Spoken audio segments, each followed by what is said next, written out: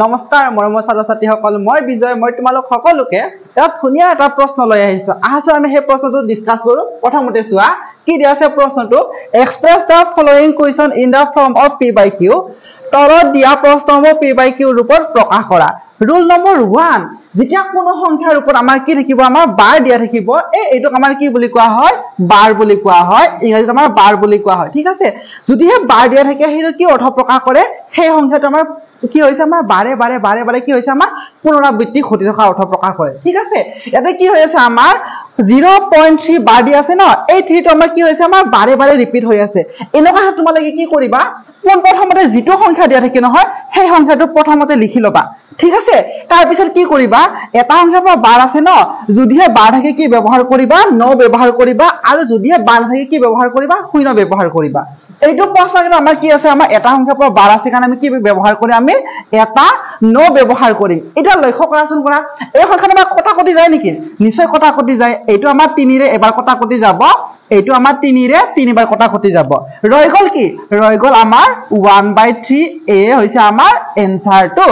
ঠিক আছে হেনেকে এইটো প্ৰশ্ন চোৱাচোন চোৱা এটা কি দিয়া আছে আমাৰ 0.81 বাৰ দুটা সংখ্যাৰ পৰা বাৰ দিয়া আছে কোন প্ৰথমতে তোমালোকে কি কৰিবা যেটো সংখ্যা দিয়া আছে নহয় সেই সংখ্যাটো আমাৰ যেনেকে দিয়া আছে প্ৰথমতে হেনেকে লিখিবা তাৰ পিছত কি দিয়া আছে দুটা সংখ্যাৰ পৰা বাৰ দিয়া আছে অৰ্থাৎ আমি কেতে কি কৰি আমি দুটা 9 ব্যৱহাৰ কৰিম তাৰ পিছত লক্ষ্য কৰা এই সংখ্যাটো আমাৰ কটা কটি যায় নেকি কিবা সংখ্যাৰে নিশ্চয় কটা কটি যায় এটো কিৰে কটা কটি যাব আমাৰ 9 ৰে কটা কটি যাব 9 ৰে 81 আমাৰ কিবা কটা কটি যাব 9 9 গুণ 81 9ক এবাৰ কিবা কটা কটি যাব আমাৰ এবাৰ কটা কটি যাব 9ক 9 ৰে এবাৰ কটা কটি যাব ৰৈ গল কিমান 9/11 এআই হৈছে আমাৰ এনসাৰটো ঠিক হেনেকে এই প্ৰশ্নটো চোৱাচোন চোৱা কি দিয়া আছে আমাৰ 0.43 বাৰ প্ৰথমতে কি কৰিবা যেটো সংখ্যা দিয়া আছে নহয় সেই সংখ্যাটো যেনেকে আছে তোমালোকে হেনেকে লিখিবা তাৰ পিছত আমাৰ দুটা সংখ্যাৰ পৰা বাৰ দিয়া কাৰণে আমি কি কৰিম আমি দুটা 9 ব্যৱহাৰ কৰিম এতিয়া লক্ষ্য কৰা এই সংখ্যাটো কটা কটি যায় নেকি যদিহে কটা কটি না যায় কি হ'ব আমাৰ এআই হ'ব আমাৰ এনসাৰটো ঠিক হেনেকৈ এইটো লক্ষ্য কৰা এটা কি দিয়া আছে আমাৰ কোন প্ৰথমে লক্ষ্য কৰাচোন কি দিয়া আছে আমাৰ 0.123 বাৰ দিয়া আছে না তিনিটা সংখ্যাৰ ওপৰত প্ৰথমতে এই সংখ্যাটো যেনেকে আছে হেনেকে লিখিবা 1 2 3 নেক্সট টাইম তিনিটা সংখ্যাৰ পৰা বাৰ দিয়া আছে কাৰণ আমি কি ব্যৱহাৰ কৰিম আমি তিনিটা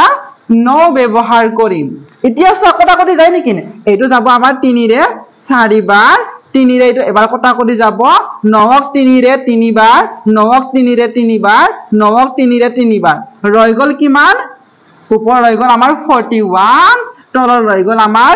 333 আৰু কেনসেল আউট না যায় আৰু যদি কেনসেল আউট না যায় তেন্তে আমাৰ এআই হ'ব উত্তৰটো ঠিক হেনেকে তোমালোকে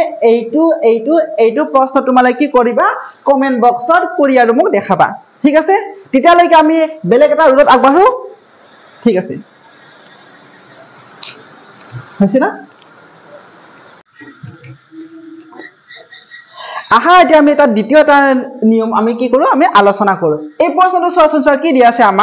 আমাৰ কি দিয়া আছে এক নম্বৰটো 0.47 বাৰ এটা কি দিয়া আছে আমাৰ ইয়াতে আমাৰ এটা সংখ্যাৰ পৰা বাৰ দিয়া আছে আৰু কি দিয়া আছে আমাৰ এই ইয়াৰ পৰা কিন্তু বাৰ দিয়া নাই এটো আমাৰ কি বুলি কোৱা হয় আমাৰ এটো বাৰ বুলি কোৱা হয় আৰু এটা কি আছে আমাৰ 9 বাৰ ইয়াতে আমাৰ কোনো বাৰ দিয়া নাই কোন প্ৰথমে তোমালোকে কি কৰিবা এই যেনেকে আছে না সংখ্যাটো অৰ্থাৎ 47 যেনেকে আছে হেনেকে লিখিবা একচুয়ালি 47 বুলি নকয় আমাৰ কি হয় আমাৰ যেতিয়া আমাৰ শূন্যৰ পিছত দশমিক থাকিব ন তাৰ পিছত আমাৰ প্ৰতিটো সংখ্যা আমাৰ এটা এটা কৰি পঢ়িব লাগে অৰ্থাৎ কি দিয়া আছে আমাৰ 47 এইটো ফাৰ্স্ট টাইম যেনেকে আছে হেনেকে লিখিবা তাৰ পিছত কি কৰিবা চোৱা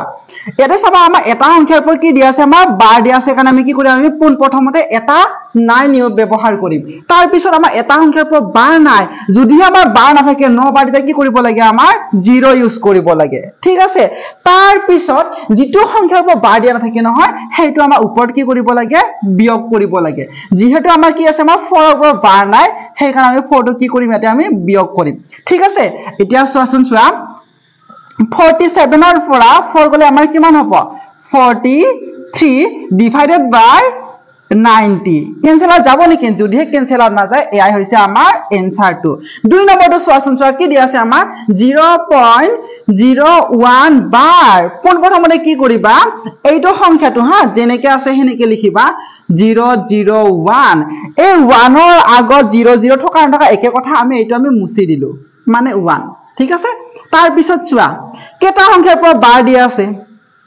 তিনিটা উপৰ সংখ্যাৰ পৰা বাৰ দিয়া আছে নে নাই গতিকে আমাৰ কি হ'ব আমাৰ তিনিটা আমি 9 ব্যৱহাৰ কৰিব লাগিব কেনসেল আউট না যায় এয়া হৈছে আমাৰ এনসাৰটো তাৰ পিছতো চোৱাচোন চোৱা আমাৰ কি দিয়া আছে আমাৰ 0.59 বাৰ দিয়া আছে নে নাই কোন প্ৰথমতে এই সংখ্যাটো যেনেকে আছে তোমালোকে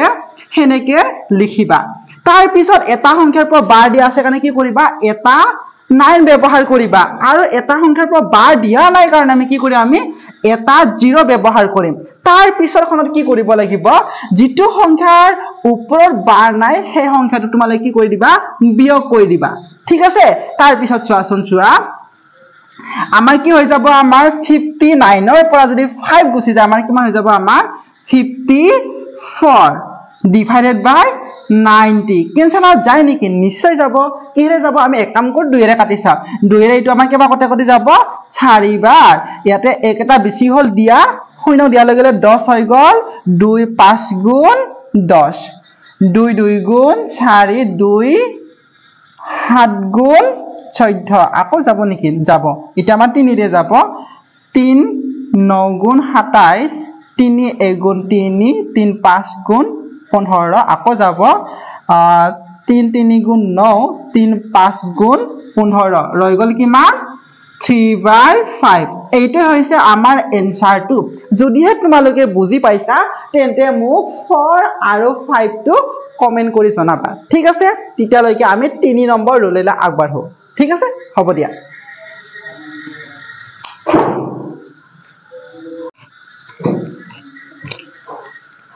আসুন আমি এতিয়া কি কৰো আমি তৃতীয় নিয়মলৈ যাম এই প্ৰশ্নটো আগৰ প্ৰশ্নটোৰ সাংঘিকভাৱে অকমান পাৰ্থক্য আছে আগৰ আমি যিবোৰ প্ৰশ্ন লিখিছিলো নহয় কোৱেশ্চন আছিল এবোৰ কি আছিল আমাৰ 0.3 এনেকে বাৰ দিয়া আছিল নাইবা 0.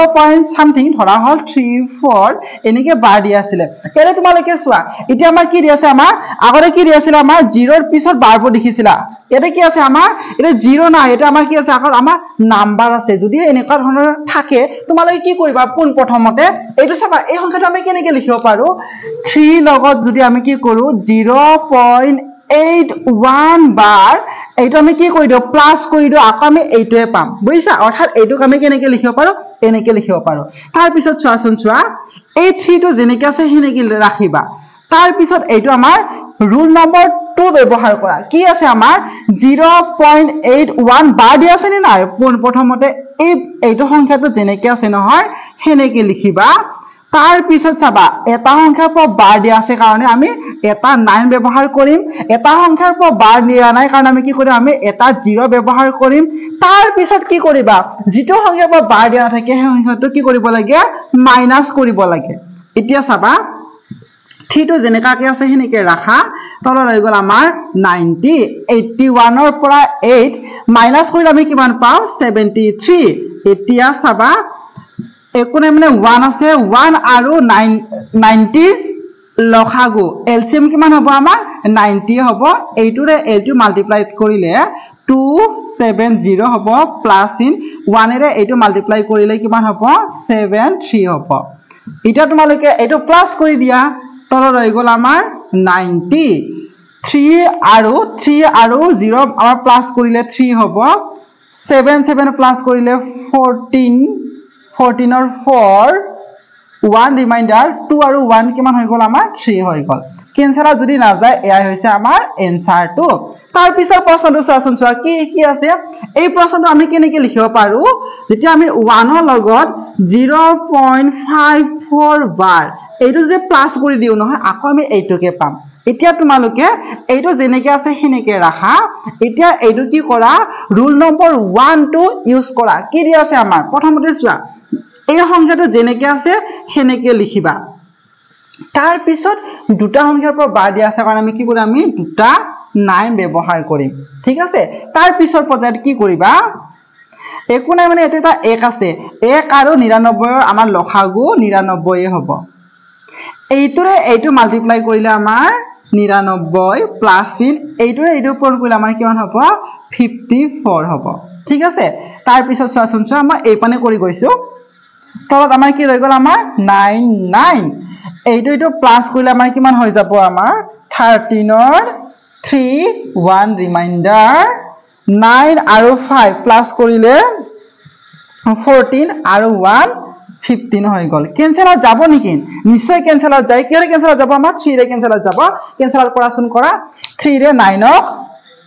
3 টাইমছ 9 ক 3 টাইমছ 3 ৰে 15 ক কিমান যাব আমাৰ 5 টাইমছ আৰু 3 ৰে এইটো 1 টাইমছ ৰৈ গল কিমান 51 বাই 33 এয়াই হৈছে আমাৰ এনসাৰটো যদিহে তোমালোকে এই প্ৰশ্নটো বুজি পাইছা তেন্তে মোক 3 আৰু 4 এইটো কি কৰিবা কমেন্ট কৰি জনাবা ঠিক আছে এইটো দুবাৰ তিনিবাৰ কি তোমালোকে প্ৰেক্টিস যদি কৰা নহয় নিশ্চয় পাৰিবা বেছি দীঘলীয়া নহয় তোমালোকে যদি এইটো স্কুল ৰোড কৰিব যোৱা নহয় বহুত দীঘলীয়া হৈ যাব এখন দুখনকৈ পাতৰ প্ৰয়োজন হ'ব হেৰা তোমালোকে কি কৰিবা এই শৰ্টকাট ৰুলটো এপ্লাই কৰিব চেষ্টা কৰিবা এই প্ৰশ্নটো আমাৰ কি আহে আমাৰ গ্ৰেড 3 গ্ৰেড 4 টো আহে ঠিক আছে হ'ব দিয়া